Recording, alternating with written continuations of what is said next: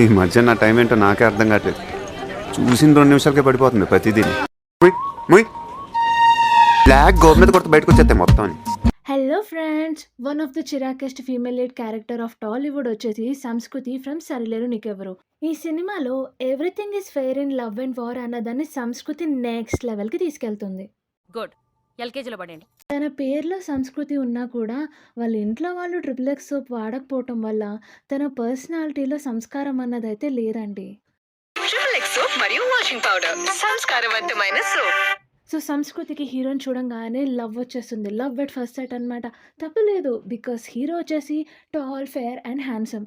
కానీ అసలు తను ఎలాంటి వాడు, ఏం చేస్తుంటాడు, తనకి మ్యాచ్ అవుతుందా, కంపాటబిలిటీ కుదురుతుందా, బ్యాక్గ్రౌండ్ ఏంటి, ఇవేమీ తెలుసుకోకుండా జస్ట్ లుక్స్ పైన పోయి అబ్బా ఎంత అందంగా ఉన్నాడు, వీడే నాకు మొగుడుగా రావాలని చెప్పి వెంట పడుతుంది చూడండి. దరిద్రం కొట్టేసింది భయ, దరిద్రం కొట్టేసింది.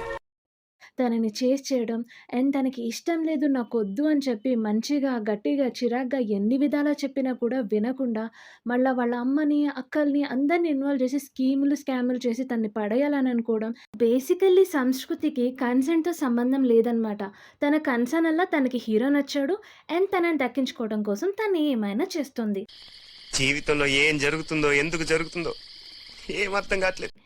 అండ్ చివరికి ఈ ప్లాన్లన్నీ ఫ్లాప్ అయితే అతను రేప్ చేసేసాడని అతని మీద నింద వేసేసి తనకి న్యాయం కావాలని, ఆ న్యాయం అంటే అతను తన్ని పెళ్లి చేసుకోవాలని చేసింది చూసారు. బ్లాక్ గోల్ మీద కొత్త బయటకు వచ్చేస్తాయి మొత్తం అని. అతను అంటే నాకు ఇష్టం లేదు, చీపో కాదు తాతు అని అంటుంటే వెంట పడతావేంటి? సెల్ఫ్ రెస్పెక్ట్ అన్నది ఒకటి ఉంటుంది, అర్థమవుతుందా నీకు? చూడమ్మా సంస్కృతి, నువ్వు ప్రేమించిన వాడికి నీ ప్రేమను వ్యక్తం చేసే హక్కు నీకు ఎంత ఉంటుందో, అతనికి నీ పైన ప్రేమ లేకపోతే నీ ప్రేమని రిజెక్ట్ చేసే హక్కు కూడా తనకు అంతే ఉంటుంది. ఇష్టం లేదు అని చెప్పాడని అతని ఫోర్స్ఫుల్గా పెళ్లి చేసుకోవడం కోసం అని అతని మీద నిందేసేస్తావా? Character assassination చేసేస్తావా? సంస్కృతి క్యారెక్టర్ని సరిలేరు మీకెవరు మూవీలో చూసినప్పుడు మీకు ఎలా అనిపించింది? మీకు కూడా నాలా చిరాగ్గా అనిపించిందా? కమెంట్ చేసి చెప్పండి. మీకు ఈ వీడియో నచ్చినట్లయితే లైక్ చేయండి అండ్ ఇప్పటివరకు సబ్స్క్రైబ్ చెప్పితే సబ్స్క్రైబ్ చేయండి ప్లీజ్. అలానే films and film related news ఇష్టమని మీ ఫ్యామిలీ అండ్ ఫ్రెండ్స్ తప్పకుండా షేర్ చేయండి.